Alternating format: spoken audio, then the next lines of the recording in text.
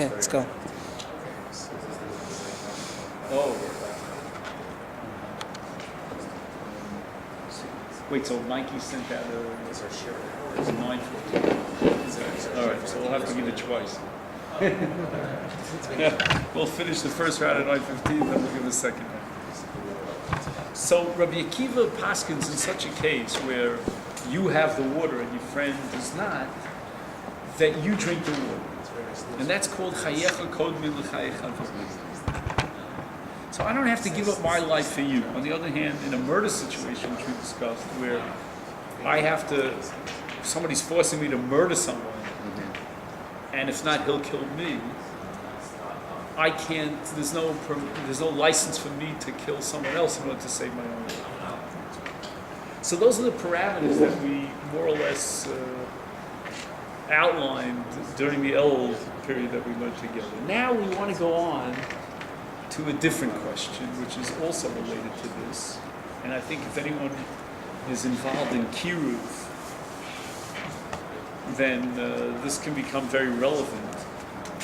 And that is, do I or may I sin for the sake of someone else, to prevent that person from sin? So let's say in a kiruv situation, would it be permissible for me to, let's say, invite someone over to my house on Shabbos, knowing full well that because of the distance, he's going to have to travel on Shabbos by car? Now, what violation am I incurring by inviting him, knowing full well that he's going to drive? What do you say? Grama, right? So that's called lifnei iver. If you want to get the technical term, if anybody needs a pen to write it down, feel free. Lifnei iver means that I can't set up a situation which will cause you to sin. So my avera here by inviting you is a lifnei iver situation. You, on the other hand, have a different question to ask. If let's say you think that maybe as a result of coming to me for Shabbos, part of a long process obviously, you might come closer to observing mitzvahs, but knowing full well that in this case you're going to have to take a car to get there, would it be permissible for you if you were to ask a rabbi, what should I do? It's like a Reform Jew wanting to go to Orthodox shul for services. Correct, and there's always the possibility that the service of the Orthodox minyan might have an impact on him, bring him closer to you. And even though he's violating one Shabbos, but maybe he could do it for the greater good of observing many Shabbatot in the future. So that's something that we want to discuss and go through the source material. Also, if I put food out on the table and I present you with food and I know full well that you're going to eat it without making a bracha, that also comes under this. So any question of going out and doing something, violating the Shabbos in any sort of a way, in order to bring someone closer to Yiddishkeit, that would come under this issue of, do I care more for myself, and I don't want to in any way incur any violations, or do I say that for the greater good, to save you from your violation, I should therefore violate my violation and so to speak, give up some of my water for the sake of your spiritual water. Wouldn't this also go under the category of mashas, balishma, balishma? Or it's a completely different issue altogether? Well, shalolishma, balishma means that you're doing the mitzvah for various motivations that aren't so pure. Right. Here, we're talking about a violation. You might want to go to an Orthodox shul for an instant spiritual high, like taking drugs. Right, but again, if you're going by automobile, that's my problem because you're violating the Shabbos. Okay. So this. I mean, one could say in theory that lifnei iver is different than the other neighbor. Lifnei iver is a function of the other person. So the question is, meaning if he's allowed to do it, then it's not lifnei. Meaning if you say you're going to mizaka him by doing it, so maybe lifnei iver wouldn't there's a svara maybe to say that lifnei iver that wouldn't even be considered lifnei iver. But on the other hand, if you have to, let's say on the tier you went to a restaurant, it was to eat like this restaurant, and you wanted to eat, and the crowd you had to eat was trade. So that already. So we're going to touch on these issues. It's hard to imagine a question that's so relevant in contemporary society, and yet the Gemara addresses this head on, 2,000 years ago. And here's the case. I'll just give you a little background before we read the source and song. There's a concept called Ridias Hapas.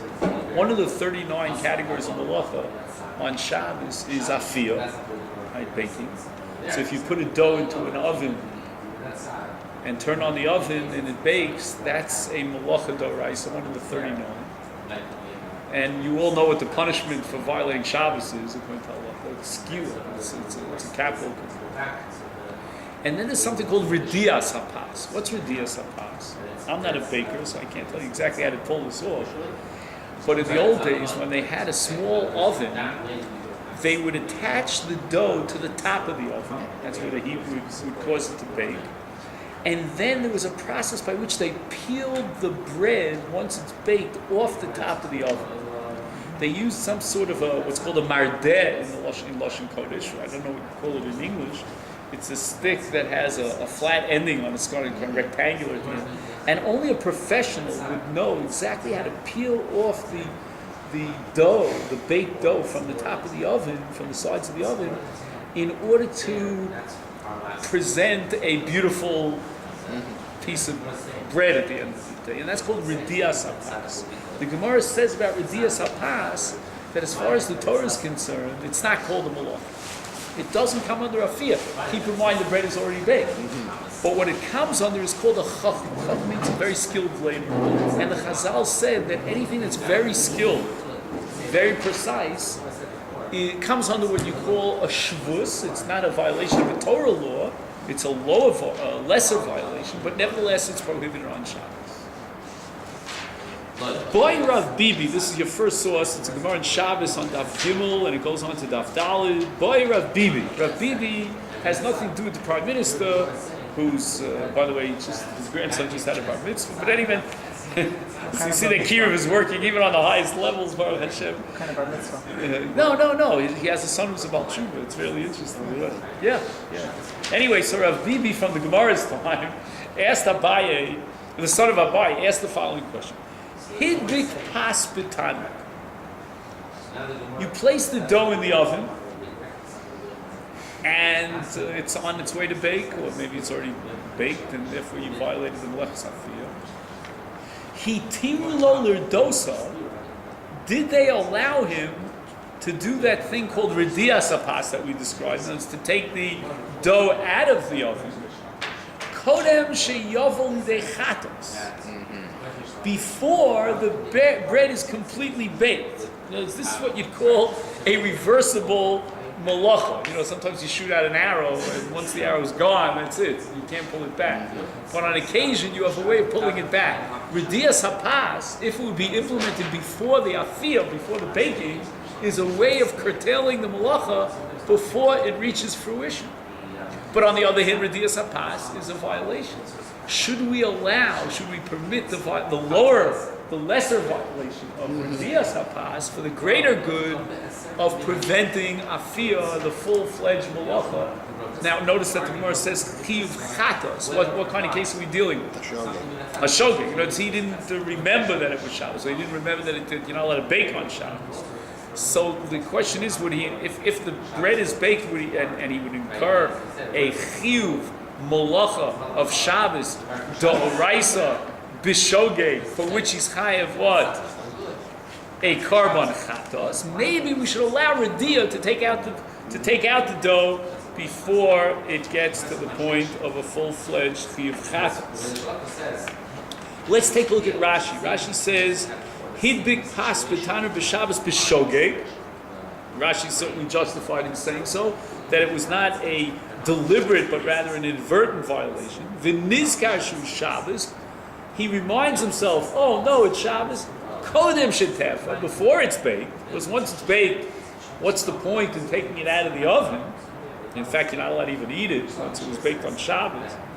The Kaimalon, and he quotes a Gemara later on at the end of Masechta Shabbos, the Ridias Hapas Shvusi. Shvus means it's a rabbinic fence around the law of the Torah. She Chachma V'Yena Malacha. Technically, it's not called a Malacha. It's not one of the 39, but it's called a Chachma. He Tirulo. Did they give him license to violate at Ha'isur Midivreihem, meaning the rabbinic Shvus of Radia, V'yerdena Kodim Sheteofe, because, and why are we so eager to take it out, to do this Radia? V'yischayev Mishum Ofesh Malach, because we don't want him to incur a full-fledged Chiv Malacha for Afiyah. Olohi Tiru L'Radosa, or perhaps once the bread is already on its way to baking, let's leave it in the oven. There's no permissibility to take it out, Lotzia min tanur, because in doing so you would incur a violation of a chachma, which in this case is called Radia. So the Gemara goes on to ask the following question. If you take a look in your second source, Amalei, this is Gemara Daf Daled, Amalei Rav Acha bar Abaye l'Ravina. Heichi Dog. Let's try to analyze this case of Rav Bibi. What was Rav Bibi talking about? What were the circumstances? Ilema, what's Ilema? How you doing? Ilema, what's Ilema? Do you want to say? Yeah, if you'll say, that's when the Gemara usually introduces a possibility which the Gemara is going to reject. If you would say, Bishogin, that's a case of shogig v'lo idkarle, and he doesn't remind himself, he doesn't remember that it's Shabbos. Leman hitiru. I mean, who are we talking to? Somebody has to come and ask the question. If he doesn't realize it's Shabbos, he's not going to ask the question, am I allowed to take the bread out of the oven? The elolav, the hader, the idkar. And you're going to have to say willy-nilly that he reminds himself that it's Shabbos. Mi mechayev. There wouldn't be a chatas in such a case. But now we have a Mishnah in Krisus. Kol chay v'chatos einon chayav and shtei tchilos on bishkaga v'sof on bishkaga. Shogig is one continuous action from beginning till end until you terminate the action. If you find that in the middle, even if you forget a second time, but before, somewhere along the line, before the action, the violation was complete, then you're not chayav v'chatos. I mean, that's a sugya that we have to study exactly why the Chiv Chatas requires Tchilas on Bishkaga, V'sof on Bishkaga, but that's not for us tonight. We got enough on our plate tonight. So therefore it cannot be a question of Shogeg, because Miman of Shog. If he remembers in the middle, then he's not Chav Chatas, and if he doesn't remember in the middle, then he's not going to come and ask the questions. The whole issue is irrelevant. Ella, but rather we're going to have to say B'mezid.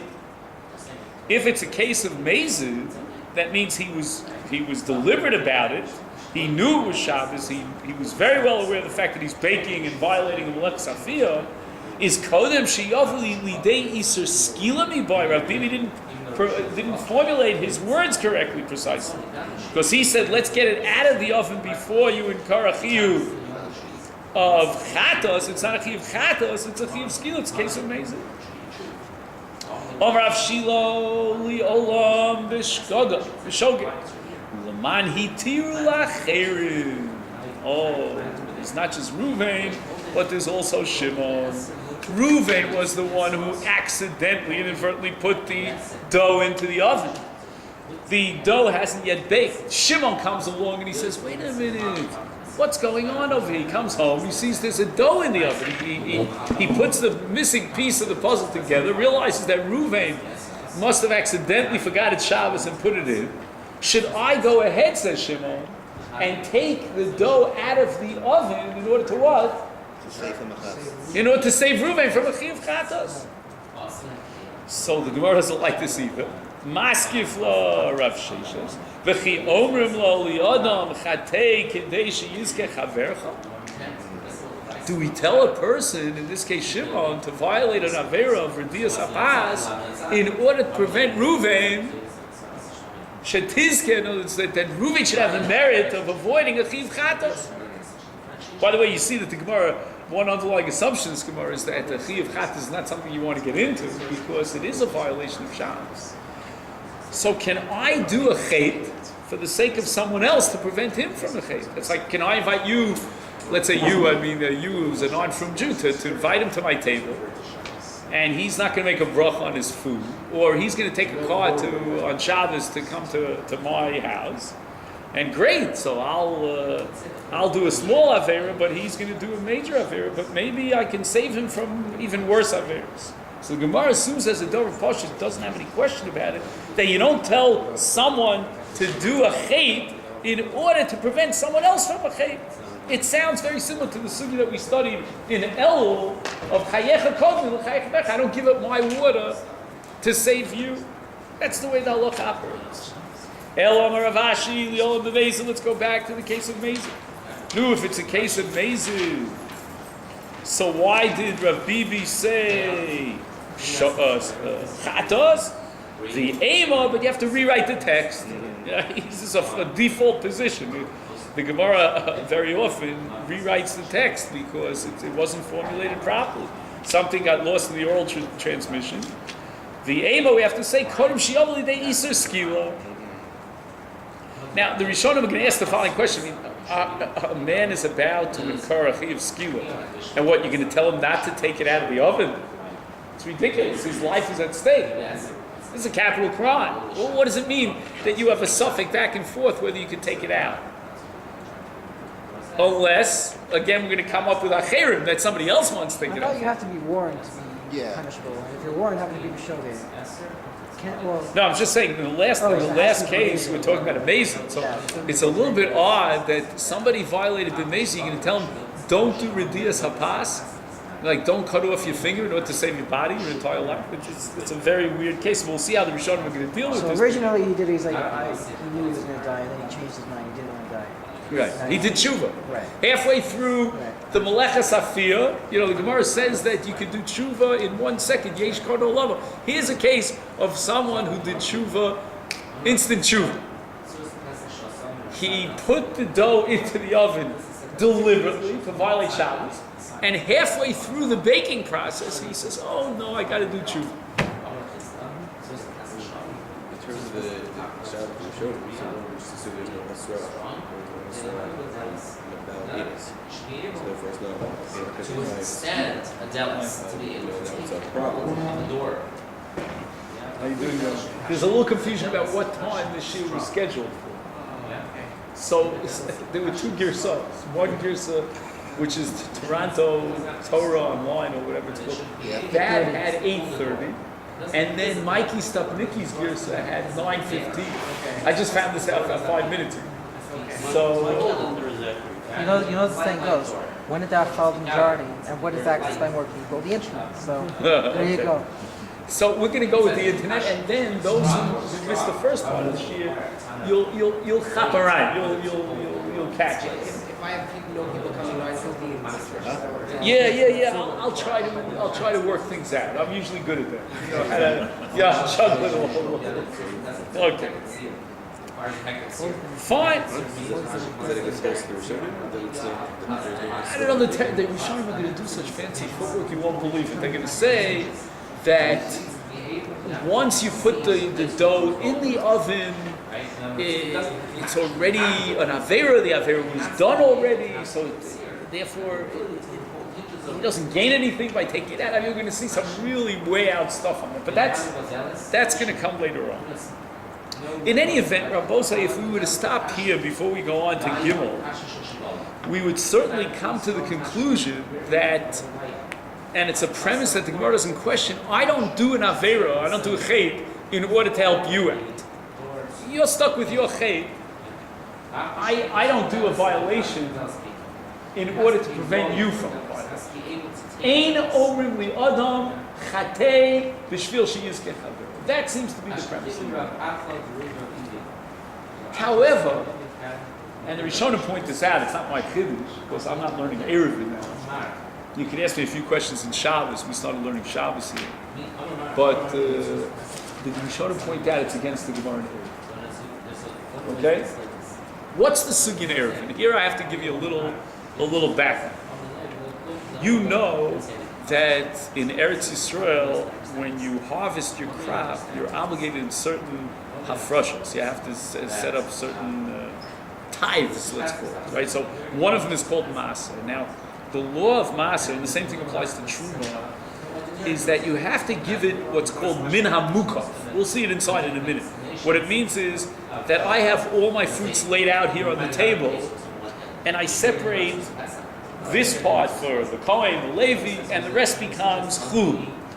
But I'm not allowed to, let's say, give you a volume of fruits, vegetables, or grains, and you take it into your domain and set up hafrasha here, back here at home, at a distance. There's no such thing as long distance hafrasha. Long distance hafrasha is called shalom in amukah. That I can't do. But now imagine the following scenario. Let's say I'm a good guy, and I tell you, you know what? Come into my field and take out, fill up a whole basket of baskets worth of chameshes minei dogon, of oats and barley. We'll have some kashi, 7-grain puffs, without sugar. So take it into your house. But there's only one problem. I wasn't mafresh masa. Now, if you go ahead and rely on me, because I'm a trustworthy fellow, that's called a chaver. There's still some German communities in which they call up someone to the Torah with the word chaver. Chaver is somebody who's trustworthy, he's observant, he's meticulous. Friend, Literally a friend, but it means a friend of the Torah in this case. He's reliable in Torah. And now you're going to rely, Mikey, how you do? There was a little bit of a mix-up, so we started a job early. But we'll if you can sit over here, Mikey, I'll give you the pages, and we'll fill you in on what's going on.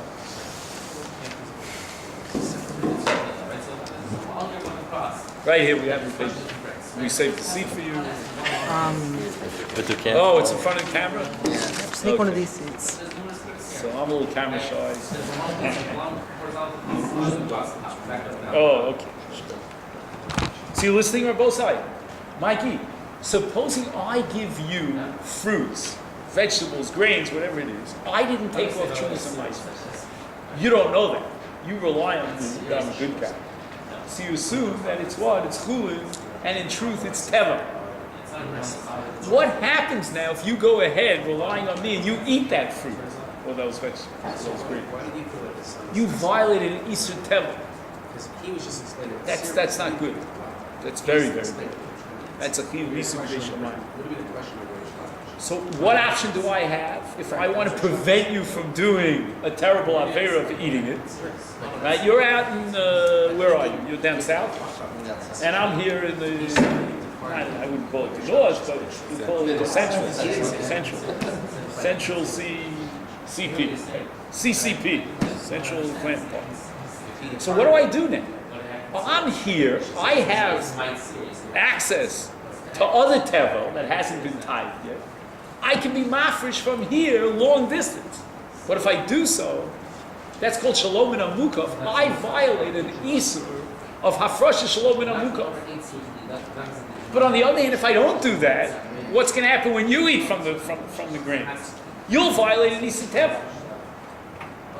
So do you tell Ruvain, who's the owner of the fruits, to violate the isur of hafrasha shalom in amukov, which is, let's say, a low-case violation, in order to prevent Shimon, the recipient of the grains, from violating a high-level violation of what? Of teva. So, based on what we saw in the Gemara in Shabbos, that I don't take the dough out of the oven in order to save you from the lechas afiyah, because ein omer li'adam chatei b'shvil shetiskeh chaver. It's like Rabbi Akiva, drink the water yourself, don't give it to him. So that if we apply the same principle here, then I shouldn't be mafresh shalom in amukov in order to save you from eating teva. And in fact, that's not the conclusion of Rabbi. If you take a look, the Sanya Omer lechavero. Okay, what's important for us is malei lecha kalkola zeh. So Reuven says to Shimon, here, take this basket, fill it up with as many fruits and vegetables as you can take. Very magnanimous fellow. Te'ena mitinasi, or take some figs from my fig tree. So the Gemara says that, if Ruvain is what's called an Amaretz, Amaretz is not a very nice thing to be. He's not careful about the law. Then you have to be worried that he didn't take off masa. He's not a chaver. He's not someone who's reliable. And therefore, you have to do every sort of trick the recipient, have to do every sort of trick in order to guarantee that you don't violate the Isur Tevel, you have to already be suspicious. But supposing the fellow who was magnanimous, the owner of the fruits, was a chaver, aval bechaver, ochel v'eino tzarech li'aser, says Rebbe. Rebbe says you can be very calm about it. Eat as much as you want. Don't worry about tevel. The Baal Bayis really took care of it. Yeah, but wait a minute. The Baal Bayis in this case really didn't take care of it. So how does Rebbe say that you can rely on the Baal Bayis? Reb Shimon Gamliel disagrees. He says, why?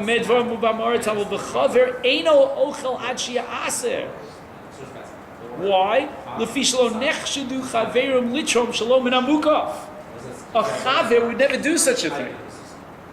He wouldn't take off Trumas of Maestros here for payrolls that are in a different domain, that are far away, Shalom and Amuka. So the Gemara says, what's this machlokas all about? And here you might want to turn to number Hey, which I think is on page 2, if I'm not mistaken. But my kamifli, what are they arguing about? Rebbe Sover, Rebbe holds Nichale Lechaver, Dili Avid, who? Isura Klila. Emphasize the word who, meaning it's very attractive and very acceptable. That's called Nichale Lechaver, for a good guy to violate this Isur Klila. Now watch that word Klila. Klila means a lowercase violation, a light violation, a lightweight violation. Why? So that to prevent Veloli Avid Amaretz Isur Rabbah. So the recipient should not violate a terrible Isur of Tevel.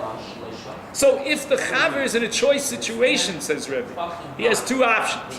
He can either let the Amaretz believe that he was Mafresh Shalom and Amukov and eat Tevel, Doraisa, but he himself is not going to violate the Isur Shalom and Amukov. Or the other option is let him violate the Isur of Shalom and Amukov in order to prevent the Amoritz from eating an Isur Rabbah, from violating a terrible Isur. Says Rebbe, that's exactly what he should do, like the latter possibility.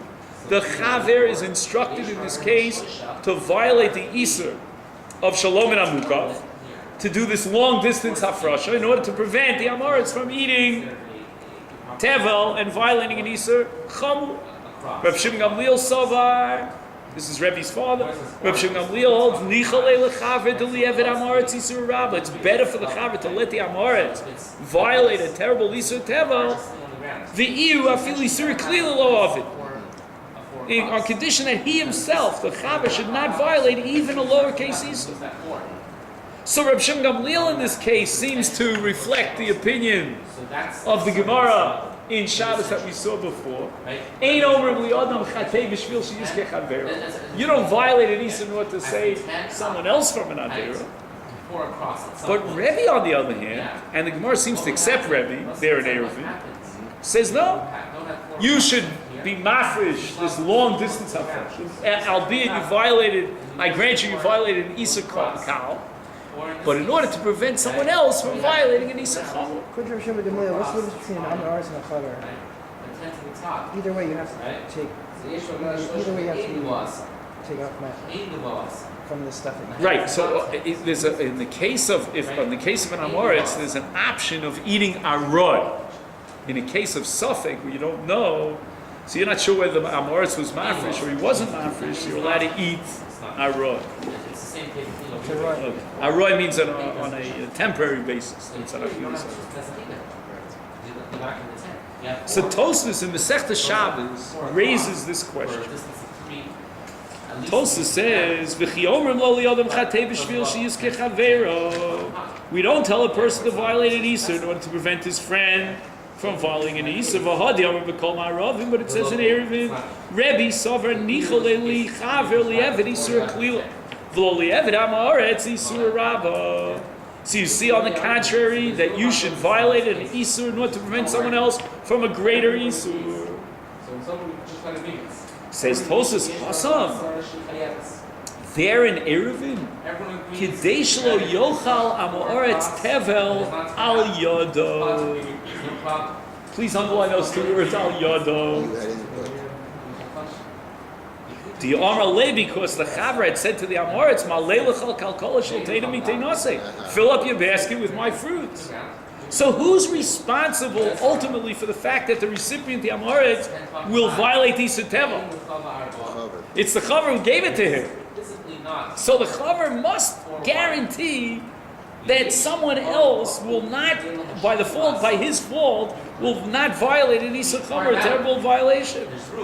But here, where somebody put a dough into the oven on Shabbos, I had nothing to do with that. It wasn't he who caused the Isur.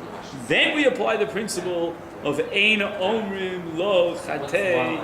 We don't tell a person to violate the Isur V'Dias HaPas, to take out the dough from the oven, even though it's only an Isur Kal, because as we discussed before, it's an Isur Shvuz, Shelo Yavo Chaver Lidei Isur Chomer, to prevent his friend from violating an Isur Chomer. So Rabbosai, if we would stop here, let's write a Shulchan Aruch based on this Tosfos. If we were writing our own Shulchan Aruch, our own code of law. Do I violate an Isur for the sake of preventing you from an Isur? It depends. If I was the one who caused you to violate that Isur, then I have to do everything in my power to prevent you from violating an Isur, because I was the Goreh, even if it means that I will violate an Isur. If, on the other hand, you took the initiative, I had nothing to do with the fact that you're violating an Isur, then I don't violate any Isur, and I'm not permitted or licensed to do so, even to prevent you from an Isur. So if you talk about our relationship to non-observant Jews, or as Rav Kook would say, not yet observant Jews, right? Then I wasn't the one who caused him to do any of the Averis if he's driving to Shul on Shabbos.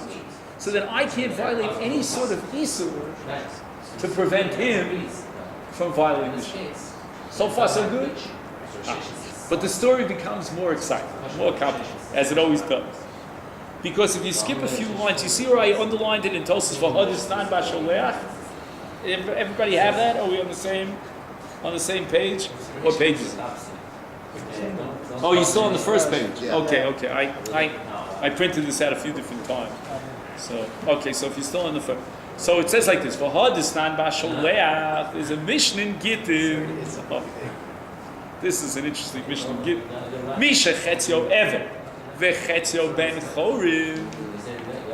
How do you have such a case? Two people own an Eved, the Shutras. You know that an Eved is Gufo Kanui, there's a kinyan on his Guf to the masters. In this case, to two masters, because they own it as a partnership. One of the two masters, freed the Eved. But he can only free how much of the Eved? Half the Eved. So it turns out that if one master freed his ownership parts, then what's the status of this Eved? He's a Chatzi Eved, Chatzi Ben Chorin. He's half servant, half free. Kofin es Rabo, we force the other master, the Oso Sub Ben Chorin, to give freedom to the Eved. Why? So let's understand. Who can this Eved marry? Before we get a what's called a get shikhr, before we force the other master to free the Eved from his half of ownership, who can the Eved marry? Nobody. He can't marry anyone. He can't marry a shivcha because half of him is a ben chor, and a ben chor is not allowed to marry a shivcha. She's not Jewish. On the other hand, can he marry a Jewish girl? Can't marry a Jewish girl because he's a half Eved. So this schizophrenic is in a very difficult situation. And not only that, he can't even marry a half shivcha, half baschorim. Because again, the Chatzi Eved part would be marrying the shivcha part. So anyway, this guy is, as far as the mitzvah Piri V'Rivya, which is the first mitzvah in the Torah that we'll read about in Parshas Noach in a week's time, he is completely excluded halachically, legally, from that mitzvah. So what do? That's not a situation that the Torah could tolerate. We force the hands of the other master to free the half of the slave, so that now the Eved will be a complete Ben Chor and he can marry a Jewish girl. So Tosfos says, wait a minute, I don't get it. Hafal Gav de Bahai Pirka in that same parak in Git. on Daf Lamed Ches, a little bit earlier, Rabbi Yehuda makes the following statement: Hameshachrer avdo over b'esei.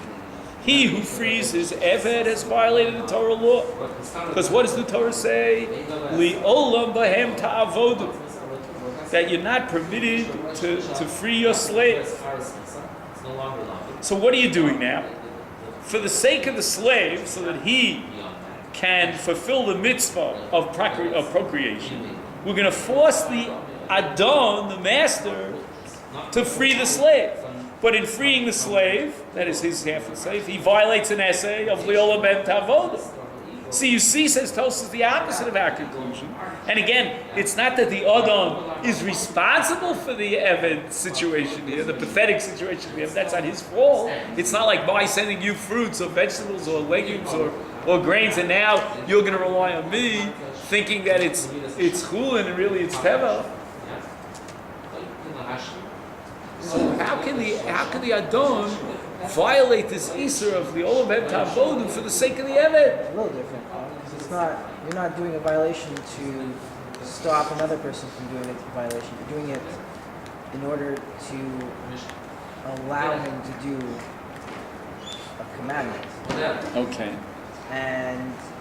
But again, you're doing a violation in order to help somebody else. In order to help someone else, okay. And not only that, we're going to force you to do that. The Allah requires. And you kind of are partly responsible. If you're the second Adon, Send this down to Josh. if you're the second Adon, you're partly responsible, but for preventing him from being able to do this mitzvah. You want to say that's also considered a goren because he owns him. I mean, first, But he's not morally liable or culpable for that. He didn't cause him. He didn't generate that situation. Blame it on the other Adon who freed his hair. So look at Tosfos' answer. Shani period Verivya. Please underline those words. The mitzvah of period Verivya, the mitzvah of having children, the mitzvah Rabbi. It's a great, awesome mitzvah. And he brings a Gemara by Rabbi that Rabbi freed his slave in order to make up a minyan. They had only 9 people for a minyan. And the Gemara says because having a minyan, a tzibur, for davening is a mitzvah d'Rabim, it's a great mitzvah. So according to Tosfos' answer, we'll soon see that he'll offer maybe another answer, but at least this answer he's saying no. I can violate a mitzvah for the sake of guaranteeing or facilitating your ability to fulfill another mitzvah, if that other mitzvah is what? Is a great mitzvah to mitzvah rabba, like period. V'od yesh lomar, and Tosfos has a second answer. The dafka hecha the pasha only when there was a pshia, there was negligence. Who told you to put the dough into the oven on Shabbos? Ka'amar, that's when we formulate the principle of chiyomrim lo li'odam chatei k'dei shi'izkei chavero. Why should I have to violate the Isur D'Rabbanan, the Shvus of R'diyas HaPas, to take out your dough, to prevent you from violating an Isur Chatos? You had no right to put the dough in to begin with. So you brought this upon yourself.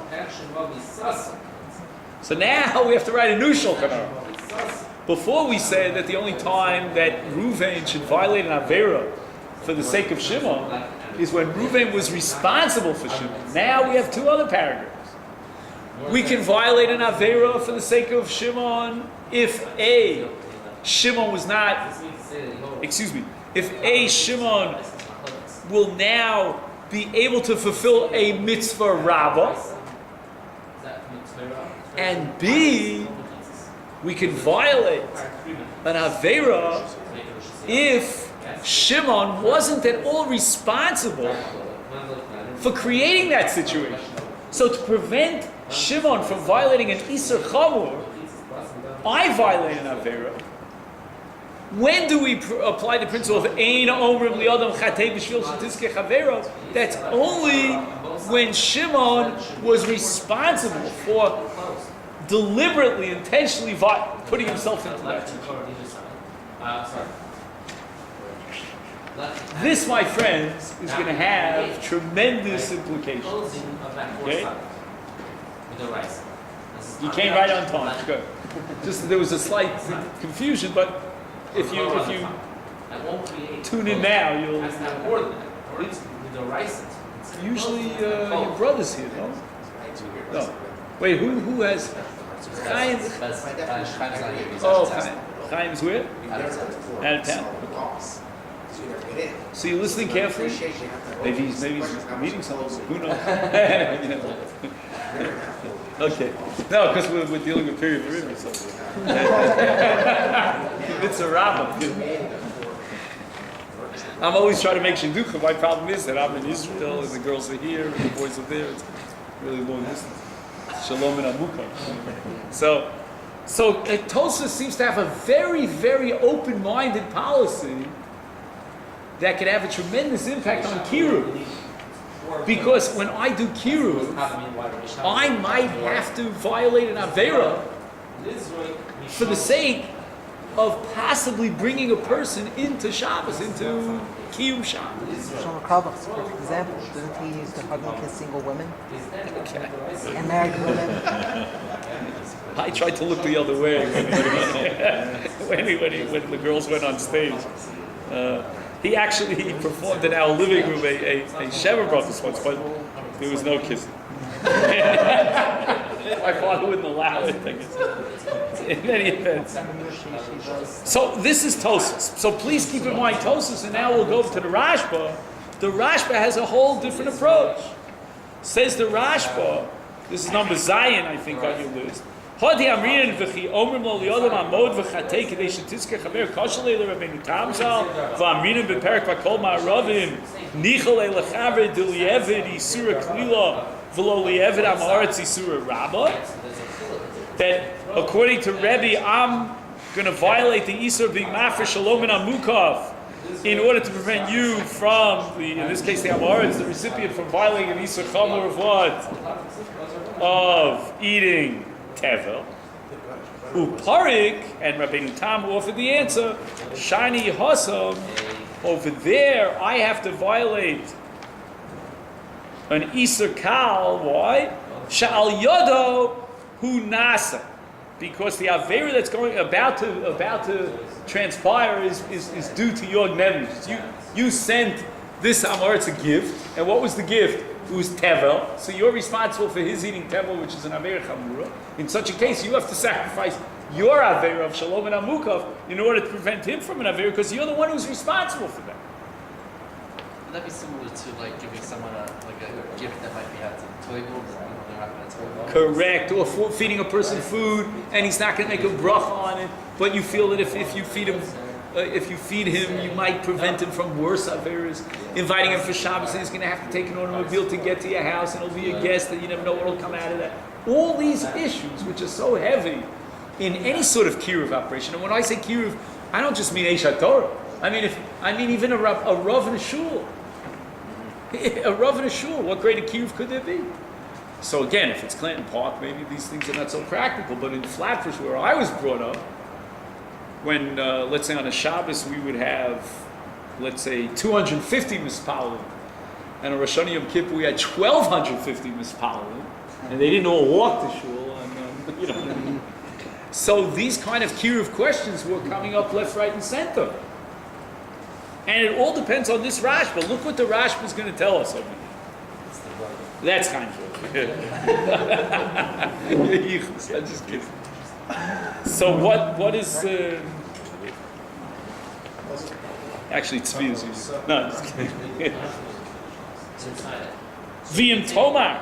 Okay, we're going to skip down to the middle of the Rashba. That's number Zion. Akati ashkechan sha'omrim lo li'odam amod v'chatei k'dei sheyizkech havera. We still have a case in which, even though you weren't responsible for Yenim, for somebody else's violation, you still should violate an Avera in order to prevent him from doing an Avera. Midisnan begitin, beperek hasholeach, misha chetzi oevet v'chetzi ben chorin, shekofen es rabo, v'osin oso ben chorin, kedei shikayim ihu mitzvahs piriv v'rivya.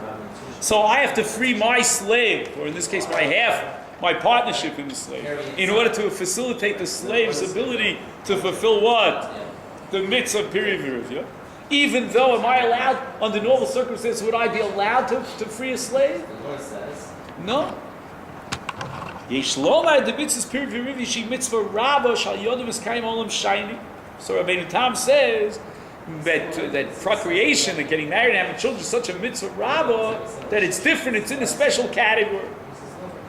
So therefore, you free an eved, even though it means you're going to violate an aver, in order to facilitate that yedim, that this eved should be able to fulfill the mitzvah, the great mitzvah period v'rivia. That's what Rabbi Tam says. What does the Rashba think about this Rabbi Tam? He doesn't like it. The li nira, right? This is 2 lines before the end of the paragraph. You have that in Zion. He says, "V'li nira the shiny hasam." That case where we force the adon, the master, to free a slave is different. What's different about it? The kevan the chetzio ben chorin, since half of the evidence has already been freed by the other partner, the other master. Less bahu, we no longer apply the mitzvah of li'olam bahem ta'avodu. Why not? Mishum tzad cherish abo. When we force the master to deliver, get shichrur, and free his half of the slave, we're not telling him to violate an Isser. The Isser doesn't apply. The Isser only applies when you have someone who's not a Ben Chorin at all. But someone who's already a half Ben Chorin, he's already grabbed onto his cheres, to his freedom. Then there's no longer an Isser of being a shaker of li'olam ben tavodu. Do it. Yeah. So the Rashba removes the rug from under our feet. We thought, and that's what Tosas thinks, that we have a basis for in the Gemara for violating an avera, in this case freeing a slave, for the sake of another mitzvah, albeit a mitzvah rabbah. But nevertheless, in that case, you're allowed to. Says the Rashba, fooey. It's not true. There is no avera here to free the avera. The Gemara is only telling us kofin or so. We don't even give the other master the freedom of choice to decide whether he wants to be Mashach. For the sake of the mitzvah rabbah period, we're going to guarantee, even if you have to beat him to a pulp till he's blue in the face, we're going to guarantee that he's going to free his slave. But it's not a violation of li'olam behem ta'avodu. So what do we see from this Rashba? The Rashba in Chidushin, in a minute we'll see the Rashba in Chuvas, the Rashba in Chidushin maintains the position that there's an absolute rule of ein omrim li adam chatei b'shul shetis k'chaver. You don't do any averos. There's no permissibility, no license for you to violate any Isser whatsoever for the sake of someone else, even saving him, sparing him from an avera. Unless there's only one exception. You were the cause of it. You sent him a kalkol shel te'enim. You didn't notify him that it was tevel. He's about to eat tevel, which is a chiv kara, a chiv misa b'dei shamayim. You have to be mafresh shalom and amukaf to save him because you're the guy. You caused it. Other than that, there's nothing to tell you. So we have here a clear-cut shita of the Rashba that you're not allowed to do an aver for the sake of someone else, even though it's a great act of, shall we say, magnanimity on your part. You're being very kind and considerate. The Torah. How does Rashba explain the sharing evidence? Because then no one would ever want to share evidence according to that, because one person agrees. Yeah, you'd have to have some sort of contractual agreement that you can break. Let's see how the Rashba in Chuvas reestablishes or reconfirms what he said in his Chidushin. Okay, now this tshuva, the Rashba, is in number ches. You have it? Now, when I copied this from Bar Ilan, he adds a few words. Hevia harav beit Yosef barachayim siman shin bo. He wants you to know that this tshuva, the Rashba, made ripples in halacha. Because who authored the Beis Yosef? 3 centuries after the Rashba. Rav Yosef Cairo, who's also the author of Shulchan Aruch. So if Rav Yosef Cairo already in the Beit Yosef is quoting the Rashba, you can begin to suspect that the Beit Yosef is going to codify this in Shulchan Aruch. Okay? But what I just told you is 99.9% correct, but in this case, it's incorrect. We'll see why in a minute. Od Nisha. I was asked the following question. Be'isha hotzi'uha mibeisa b'Shabbos. There's a woman, apparently a young woman, who was taken out of her house by force on Shabbos. B'chazka. Chazka means by force. Al Yidei Yisrael Meshumad. Anybody know what a Meshumad is? Who doesn't? Okay, I'm not getting too many responses. That means everybody knows. Anyway, a Meshumad is a convert, right? A Jew, never who converted to Christianity. And why is he abducting this woman from her house? Lahotzia michlal Yisrael. He wants to take her to the Christian, whatever you call it, the convent, and that's it. Completely, she'll be completely lost to Yiddishkeit. Im mutal l'shloach b'yad aviyah shu b'ir acheres b'Shabbos afilu chutz l'sholosh parsos l'man d'sviu d'tchum sholosh parsos d'oraisa. So he was asked, can you violate the Isa Tchumen in order to get a hold of her father to make sure that this doesn't occur? Maybe the father has a way of preventing this. But you'll have to go chutz l'tchum, which is sholosh parsos. And that's a violation of a doraisa on Shabbos.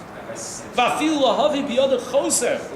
Mitzad Malchus, maybe they can even sign some sort of document and violate Shabbos in the full sense.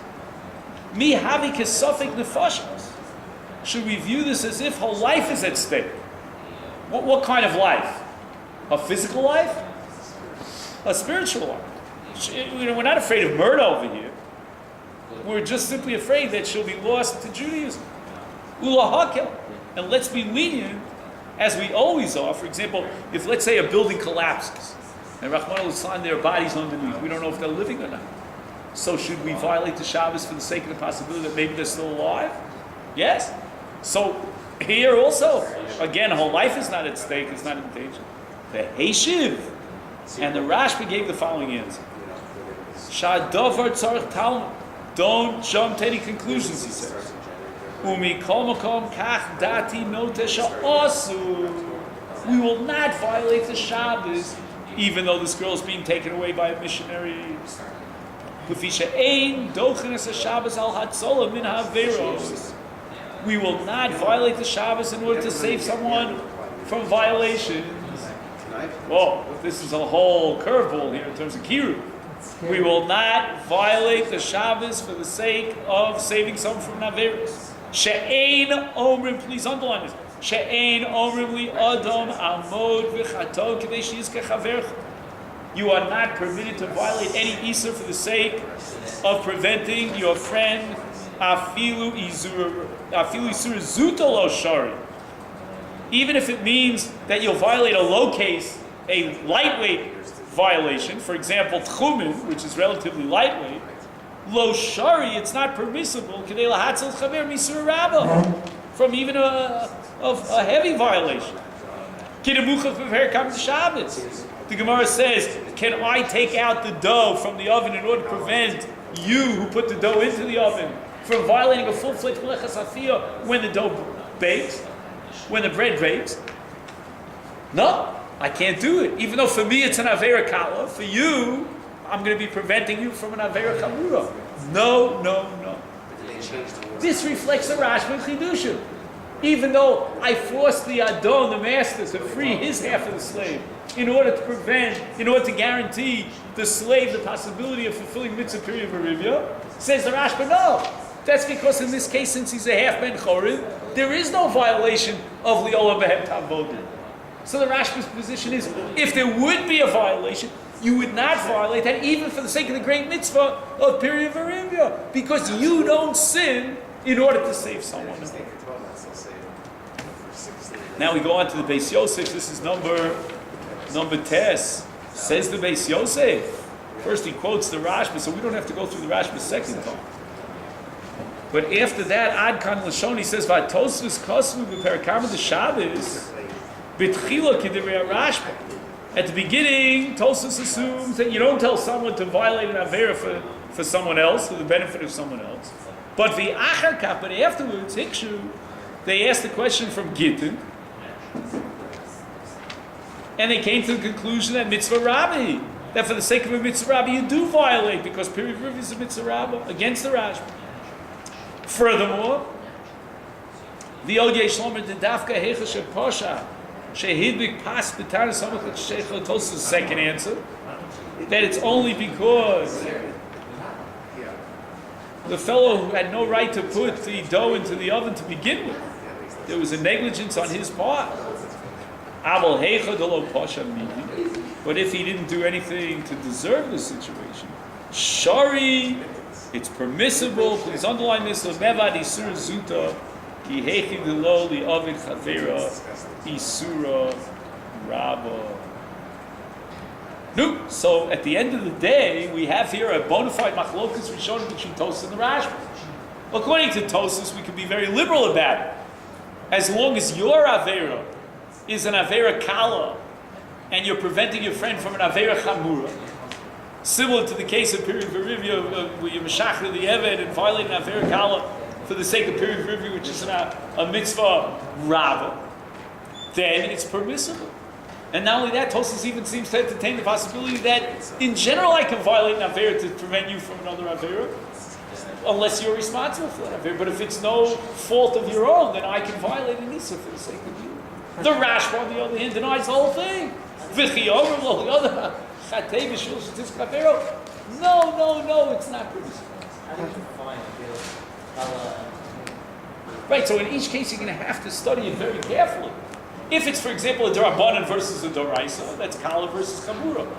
If it's an Isser Kares versus an Isser La, or for example, Shalom ben Amukov, which is only a Bittul essay, that L'chatchila you should do Ma'afrash in a certain way, Ben Amukav. Excuse me. If you do it Shalom ben Amukav, you violated that mitzvah. That's not as bad as a lotus. So we have all these gradations. You have essay, you go from the lesser to the higher. You go from a Derabanan to a mitzvah essay Doraisa to a Losa se Doraisa. From a Losa se you go to a Chiv Kares, to a Chiv Misa, and you can create a whole hierarchy of graded Averos and graded mitzvahs. So do we agree that Tosfos assumes Tosfos does not? Do we assume that Tosfos does not agree with the Svara that the Chetzer ben Evan, Chetzer ben Koren, there's no Isser? Right. Tosfos is operating with the premises in Isser. You violate that Isser for the sake of the mitzvah Rabbi. Rabbosa had it possible. Now, imagine if you're the Beit Yosef, right, writing the Shulchan Aruch, right? So actually, where's the Beit Yosef located? Anybody know? Where's he living? He's living in Tzfat. Where are his farm being published? There are very, very few farms published in Tzfat. I actually own one of them, but it's only 3 centuries old. That's called the Pasach Shulchan. It's published in Tzfat. It's beautiful. The Shulchan Aruch was published or written in Sfat. The Shulchan Aruch was published in Italy. But he wrote it in Sfat. He wrote it in Tzfat. But he's from Spain. And as a matter of fact, he wrote the Kesef Mishnah 3 out of 4 volumes in the Kesef. The Kesef Mishnah came out in 4 different volumes. The 4th volume was published posthumously. Your eyes would pop out if you saw the art piece on the front cover of the Beit Yosef, which was published during Rav Yosef Kara's lifetime. But that you have to strike from the records here. You see this thing is going. They during the Renaissance period, they had a whole different relationship to art. I mean, if somebody would publish such a page today in a holy book, he would be put into Cherub before the Zugas. You know what I mean? It would be so quick. Because, I can't begin to describe what this page looks like. But anyway, Question. Somebody told me the Beit Yosef didn't know about it. It's not shaykh. I mean, he approved the printing of 3 out of 4 of the volumes. But okay, fine. Question. Anyway, no, before question. So wait, I just got distracted. So how does the Beit Yosef going to pass? What do you think the Beit Yosef is going to do sitting in Tzfat? He's from those who were expelled from Spain, right? So he comes from the expulsion from Spain. And who lived in Barcelona? Rabbeinu Tam or the Rashba? That's an easy question. It's the Rashba. In fact, if you go to Barcelona today, you go to what's called the Cajal, which is a section of old buildings in Barcelona. You will see the Rashba's name on one of the placards that the Spaniards put up. They don't tell you that they expelled the Jews. That they don't tell you. They just bring the tourist money in, right? They don't tell you where they killed the Jews or anything like that. But anyway, that's a different story. I happen to like Spain. It's one of the few places in Europe I enjoy it. But that's what's going on over there. So you would think that the Beit Yosef, as a Sfaradi, as the chief Sephardic posek, would pass him like the Rajba. But he doesn't. Look what he does. This is a very rare occasion. This is number U. Misha Sholchlo Shahotzio Bito Mi Beso. Somebody got a message that they took his daughter out of his house for Shabbos Lotzio Miklal Yisrael to bring her to a convent. Mitzvah Losum Derech Pa'amav. He gets very eloquent of it, poetic. He should get his act together quickly on Shabbos. L'shtadol batzalosa. V'yotze afilu chutz l'sholosh parsiyos. And he should go out even beyond the tchum of Shabbos. V'lo boy, and if he doesn't want to do so, Kaifidulei will force him to do so. Why? Because Omrim lo li adam chatei b'shvil shetizke chavero bid mitzvah rabbah. What's a mitzvah rabbah? Greater than Mishnah, and in a missionary situation where you'll be completely uprooted from the Jewish people. But this type of thing, it takes time. Why can't you just do Motzei Shabbos? No, you don't understand. What's happening in this case, Mikey, is that they're taking this girl way out. Once they lock her up, they'll never find her. Wanted dead or alive, nobody's going to find her. She's lost. You got to act immediately. This is the Shas HaKosher. This is the one moment that you have to agree. So now, Rabbi said, let's take a look at a couple of tshuvas. I'm going to have to look on here unless... Oh, here, I got it. Great. So, let's take a look at the Shut Minchas Shlomo. This is written by Rav Shlomo Zalman Auerbach. And he says the following. A very significant guest comes to his house. On the third line, Asher Einenu Shomer Torah Mitzvahs. He doesn't observe the Torah. Aval Adayin Yesh Lo Avol B'nei Torah. He's coming to your house because he has a love and a respect for Orthodox Jews. V'gam Tomech b'mostos Torah v'chadom, even gives money to Torah institutions. He himself is not observant. V'im ha'balabais, this is going on to the top of the left column. Lo yisnaig imo b'nimus hamakubo. If the balabais won't act with him in the accepted, proper way, l'chabedoto, b'midi d'michal b'mishtei, to put out some food, like cholent or... Okay, is it... okay. That was a cue, I don't know if the... Okay. B'glal zeh, shemitzad adin also litein lechol. So why is this guy getting so frum? And he doesn't want to put out food for his guests? That's not nice. El lemishio deshanot yoda. Because you don't want to put out food in front of someone that, he's not going to wash his hands. Umevarech, I make the brachos. And that's explicit in the Shulchan Aruch that you're not allowed to do that. And even if he'll ask him in a nice way to wash his hands and make a bracha, yira hadavar kipagiyah, the elbow mechvod, the person will be very insulted. So my wife and I had this shaila a week ago. What day of the week we go to? Today's Thursday. 8 days ago. 8 days ago, my wife invited 3 families into our sukkah. They all workers. One's an electrician, one's an air conditioner man. The other is a kablan who does renovations. This kablan, you don't want to mess with him because in the army he used to take down the enemy with a string. Now, I won't go into detail. But anyway, so we invited 3 families into our sukkah. And we knew they weren't going to wash. We put out kippot for them. And the goal was that they should see that we're normal. The sukkah was beautiful, just like it is here in Canada. The weather was great.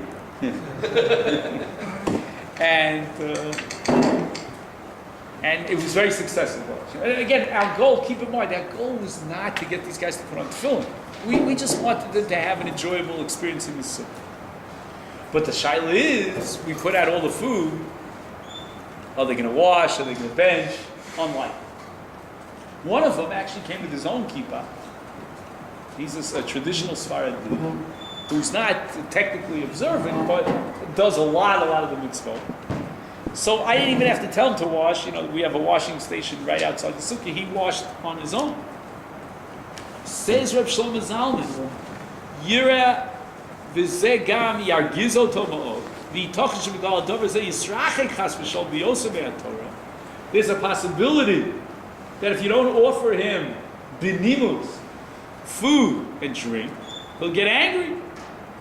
He'll be insulted. It'll push him further away from Yiddishkeit. The Yovali de Kas v'Sinah. He may become to anger and even to resentment. I'll call a holchem b'derech haTorah. The Kai Gavna Choshvani, I think, in such a case, please underline the next few words. Shenachon be'emet lechabed oto b'achilu v'shtiyah. Even though you are violating an Isur by doing so, what Isur that he referred to earlier in the Shulchan Aruch and Simon Kuf Samates, you violate when you give food to someone who's not going to wash, not going to bench? What's that called? Lifnei Iver. Please don't forget that. So you're violating Lifnei Iver. He says, Af she'ein omrim li'adam lasos isur zuta, even though we never tell a person to violate an Isur, even a lowercase Isur, Kidei lahatzel acherim mi'isur rabba, the Asur vaday lahafresh shumas u'maisim b'shabbos kidei lahatzel b'kach acherim mi'isur chomer shita mikol makom benidon zeh, in this case, hoil v'chol ha'isur shal anosim lo lechel hudak avera shal nesinas michshol. The avera here is that you're putting a michshol. How do you say a michshol in English? A stumbling block? Kevan lo yiten lo lechol harei koshel orech v'isu yoser gadol. You see, if he doesn't put the food out for the guest, then the guest is going to violate a worse avera. Which is the worse avera? Resentment and harboring anger and hatred possibility against religious Jews, against the Torah. Nimtza the leka klal shuma vera, says Rav Shlomo Zalman. That's not lifnei iver. Lifnei iver means that I'm going to make you, I'm going to, in a sense, cause you or facilitate that you will violate an avera. You're not violating an avera. I'm preventing you from a greater avera. So again, according to Rav Shlomo Zalman, we have a halacha l'maisa hora that I will not violate lifnei iver if I am preventing you from a greater avera. Because lifnei iver means I'm causing a stumbling situation. This is not a stumbling situation. On the contrary, I'm improving your situation. Ela adarabba, says Rav Shlomo Zalman, yesh kan hatzola mi michshol gadol miyod al yidei shechlifo so b'kuvas emishal yosef katan. He says, on the contrary, this is not putting a mikshol and creating a mikshol, it's hatzola mi mikshol. Because I'm saving this individual, this guest of mine, from possibly violating a worse avera. Harei ze domo lemisha kotea etzba miraglo shel chaver b'tei latzilo so miktias kol hayad shalo. If I cut off your finger in order to save your hand, pashut di'enu kari mazik. You wouldn't be able to sue me for damages. Al mitake. I'm saving most of your hand. U'mitzvah u'dekovid. This is a mitzvah. L'chein nira. Skipping a few lines. L'fi atzorech. If it's necessary, shapir ashoy l'chabed osu b'machal mishteh. V'tzorech lasos ken. He has to give him food and drink and be mechabed him with all the good things. Afal pishes and bekum vasev, even though it's active,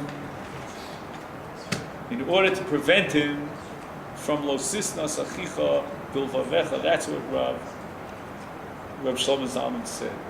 Now, how many of you have heard of Rabbi Yitzchak Berkowitz, who's now been appointed the Rav of Sanhedria Murchevet, or maybe just Sanhedria, and he's also got a tremendous kola called Yushalayim kola.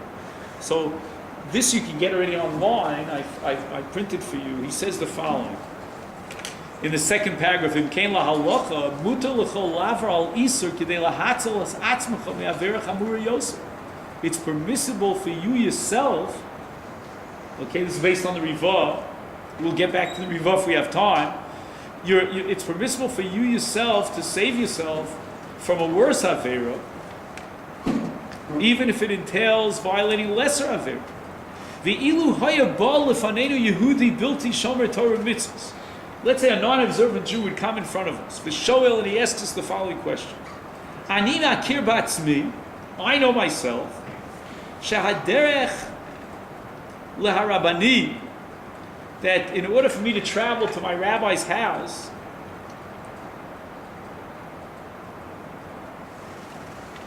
I'm sorry, I misread that. I'm sorry. Ani makir ba'atzmi shaderech likarveni, the derech for me to achieve kiruv, meaning for me myself to get closer to Yiddishkeit, who al yidei iruach lesudat Shabbat, if I get invited as a guest for someone's house for Shabbos, v'ani makir ba'atzmi, and I know myself very well, she'im tigzar alai li'yishayer l'meshech kol Shabbat, that I have to stay over his house for the entire Shabbos. Ani bechlal lo agia, I won't come at all. So if I have two choices, to come to his house and then travel back, or stay for the entire Shabbos, I'm not going to go. Ma'alai so, what would you, as a rabbi, tell me to do? Says Rabbi Berkowitz, you'll never see that anywhere, Rabbi Berkowitz, that the halacha requires you to chal Shabbos. Again, you'll see it in the case of Pikuach Nefesh, if somebody's life is at stake. But here, to be a guest at someone's house, the Torah requires you to violate the Shabbos. It's a very paradoxical statement. But I don't know, Yitzchak agree to that? I don't know enough about it. Why he's a... It's the cute guy, right? Yeah, he's going to tell you not to. The lachzor b'tshuva memela shekain olai lasot al pi din ein bizdamnuti mishum nesinas michshol v'la mishum mises. Now, kol zeh b'sheish tam lachshov, if there's some reasonable possibility, shedafka Shabbos tashpi, that being a guest at someone's house on a Shabbos, if you look in Eish HaTorah online, you'll see over and over and over again, they tell you, invite someone for Shabbos. That is the key of keys. And they'll interview guys with beards and payas, and they'll say, what brought you to Yiddishkeit? And the answer always is, I got invited to someone's house for Shabbos. Says Rabbi Berkowitz, he says there's a reasonable possibility that that the Shabbos will have such an impact on you. V'im kayemes, now look at his language, ezef sharut, there's a possibility, lekarvo, she'inena krucha b'chil Shabbos, if you can find a way of avoiding chol Shabbos, chayov melanasosa, you have to try that out. V'chein, look at this line, the next paragraph, kol bal tshuva, every person who's on his way to return to Yiddishkeit, bereshis darka, he's at the beginning of his trip, of his journey, chayov lios erlekach, he must be aware of the following situation, the following reality. She'im yikpots, in yakpots, what does yakpots mean? If we'll jump and take too many steps at the same time, l'tochan yanin midei maher, too quickly, so he'll take on, I want to be from, so he'll take on 613 mitzvahs in one fell swoop. Al lulu, it's very possible, limtso es atzmo amus, he'll be so overwhelmed by the sheer weight of all these mitzvahs at one time. Beneto built in his bal, he's not prepared for it, he can't carry such a weight on his shoulders. Ashiyazavas hakol, he may just chuck the whole thing. Says Rabbi Berkowitz, ha'alocha mechayeves, the halacha requires of him ma'avar iti, a slow process of transition, a transition process. As Chazal say, tafastu below tafastu, and look at this. Your eyes will pop out when you see. V'hu mechuyav lachto. He's obligated to sin. Kidei lavtiach, in order to guarantee himself, shechazarasav v'tshuva tiyeh davar shel kaima. Who would believe that a rabbi, a very choshev, a rav, I'm telling you, he's a gigantic scholar, would publish such a thing? That you have to tell this Baal Tshuva is on the path, but he's not yet there to violate Averis. You have to instruct him not to do all the mitzvahs at once, because there's a very plausible possibility that if he takes on too much at once, at the end of the day, he's going to chuck it away. Okay, and at the end, we don't have time for this now because I see how late it is, but there are two tshuvas here from Moshe Feinstein about, one tshuva about creating a minyan on Shabbos in order to teach children how to daven, and you know that they're going to come on Shabbos by car.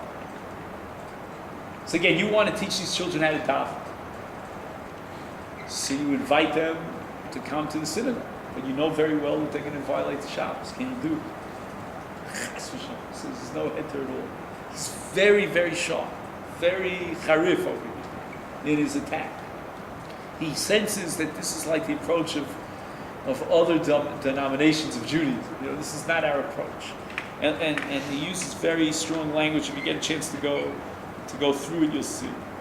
But the final tshuva, which is on the left side of your page, about inviting people when they're going to come from a shul, if they're going to come to shul by car, if it's lifnei iver. This is not Rav Shlomo Kalbach he's writing.